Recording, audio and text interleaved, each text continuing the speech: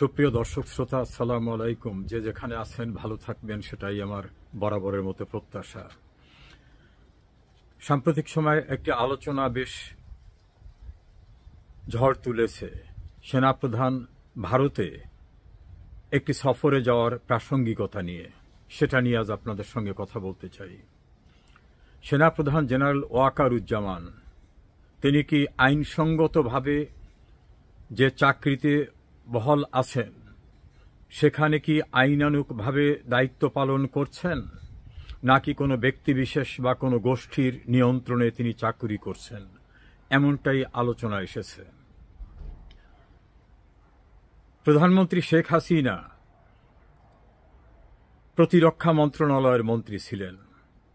সঙ্গত কারণেই সশস্ত্র বাহিনী প্রতিরক্ষা মন্ত্রণালয়ের অধীনে 2024-এর 5 অগস্ট প্রধানমন্ত্রীর নির্দেশনা সম্পূর্ণরূপে উপেক্ষা করেন তিনি।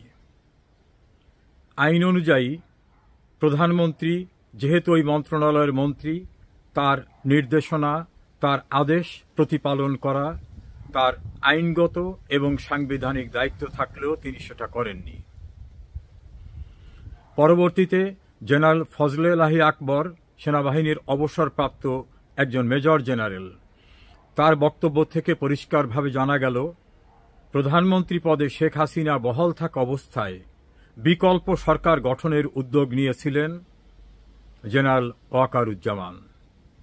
তাহলে কার নির্দেশে, কোন আইনে তিনি নতুন আরেকটি সরকার গড়ার জন্য প্রস্তুতি নিয়ে বিএনপি ঘরানার, বিএনপির চেয়ারপারসন বেগম খালেদা জিয়ার একজন উপদেষ্টা জেনারেল ফজলে লাহি আকবরকে দায়িত্ব দিয়েছিলেন?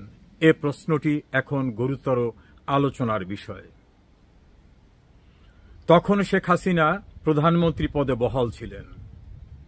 সেই অবস্থায় আরেকটি সরকার গঠনের প্রক্রিয়ায় সর্বাগ্রে জেনারেল ওয়াকারুজ্জামান প্রাধান্য দিলেন জামাতকে, এবং তিনি একাধিকবার বললেন যে জামাতের আমির এসেছে। তিনি আমিরে জামাত বলছেন। জামাত যে স্টাইলে কথা বলে ঠিক সেই স্টাইলে তিনি কথা বলেছেন। পরবর্তীতে দেখা যায় তিনি জামাতের আমিরের সঙ্গে তার সখ্যতা, তিনি অসুস্থ হলে তাকে দেখতে যাওয়া।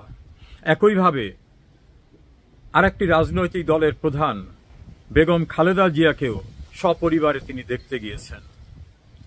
ক্রমান্বয়ে দেখা যায় তিনি জামাত, বিএনপি এদের সঙ্গে তার সখ্যতা, সৌজন্যতা প্রকাশ্যভাবে রূপ নিয়েছে। সর্বশেষ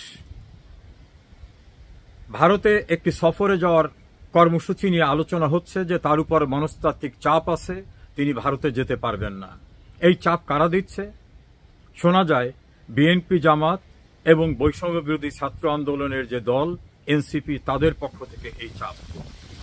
তাহলে তিনি কার অধীনে চাকরি করছেন, কাদের দ্বারা নিয়ন্ত্রিত হচ্ছেন? সেনাপ্রধান পদে দায়িত্বরত থাকা অবস্থায় তিনি অবসরপ্রাপ্ত সেনাবাহিনীর কর্মকর্তাদের দ্বারা প্রভাবিত হয়েছিলেন। এটা যারা প্রভাব বিস্তার করেছিল তারা পরিষ্কারভাবে বাইরে বারবার বলেছে, সামাজিক যোগাযোগ মাধ্যমে লিখেছে।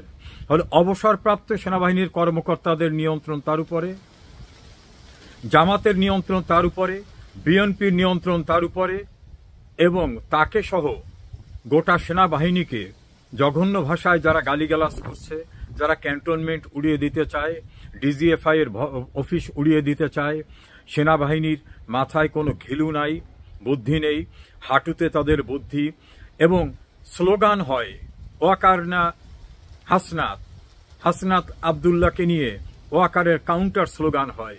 তারপরেও কোনো ব্যবস্থা হয় না, এবং কেউ কেউ তো তাদেরকে উচ্ছেদ করে অন্য কোথাও ফেলে দেওয়া, কেউ কেউ তাকে জীবজন্তুর, জানোয়ারের সঙ্গে তুলনা করছেন। এভাবেই যখন চলছে, তারপরেও সেনাবাহিনীর পক্ষ থেকে সেনাবাহিনীর মতো একটা মর্যাদাশীল এবং স্বাধীনতা সার্বভৌমত্বের অতন্দ্র প্রহরী এই বাহিনীটিকে যখন হেলো খেলা এবং তুচ্ছ তাচ্ছিল্য করা হচ্ছে, তখনও কোনো ভূমিকায় দেখা যায়নি। প্রসঙ্গ উঠেছে জেনারেল ওয়াকারুজ্জামান তিনি কি আইনানুগভাবে রাষ্ট্রের যে আইন, সে আইনের অধীনে চাকুরি করেন, নাকি অবসরপ্রাপ্ত সেনা কর্মকর্তাদের অধীনে?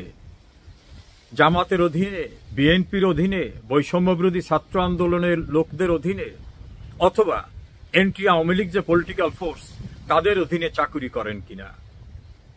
একজন অবসরপ্রাপ্ত সেনা কর্মকর্তা জানিয়েছেন, যতক্ষণ পর্যন্ত রিটায়ারমেন্টে না যায় ততক্ষণ পর্যন্ত সেনাবাহিনীর প্রতিটি সোলজার থেকে শুরু করে কর্মকর্তারা অবশ্যই দেশের বিদ্যমান আইন অনুসরণ করবে, সরকারের নির্দেশনা অনুসরণ করবে। আমরা যদি একটু অ্যানালাইসিস করি, জেনারেল ওয়াকার তার আইনানুগ যে কমান্ডার প্রধানমন্ত্রী শেখ হাসিনা, যিনি প্রতিরক্ষা মন্ত্রণালয়ের মন্ত্রী ছিলেন, তার কমান্ড কি মেনেছেন? না, মানেননি। তাহলে তিনি কার কমান্ডে শেখ হাসিনার বাইরে গিয়ে একটি সরকার গঠনের পদক্ষেপ নিয়েছিলেন? সেই কমান্ডারকে সে কি আইনানুগভাবে জেনারেল ওয়াকারের নিয়ন্ত্রক? এই প্রসঙ্গগুলি কিন্তু আলোচনায় এসেছে। সর্বশেষ তিনি ভারতে যাওয়ার ক্ষেত্রেও নাকি তাকে নিষেধ করা হচ্ছে, এমন আলোচনা। সুপ্রিয় দর্শক শ্রোতা, আমরা অপেক্ষায় থাকি জেনারেল ওয়াকার কার অধীনে চাকরি করেন, কার নিয়ন্ত্রণে, কার পরামর্শে চলেন, কার উপদেশে চলেন। দেশের প্রচলিত আইনে, সাংবিধানিক বিধিবিধানে গণতান্ত্রিকভাবে নির্বাচিত সরকার প্রধান, যিনি তার মন্ত্রী ছিলেন, অর্থাৎ প্রতিরক্ষা মন্ত্রী, তার নিয়ন্ত্রণ, তার নির্দেশ, তার আদেশ তো তিনি শোনেন নাই, এটা তো পরিষ্কার।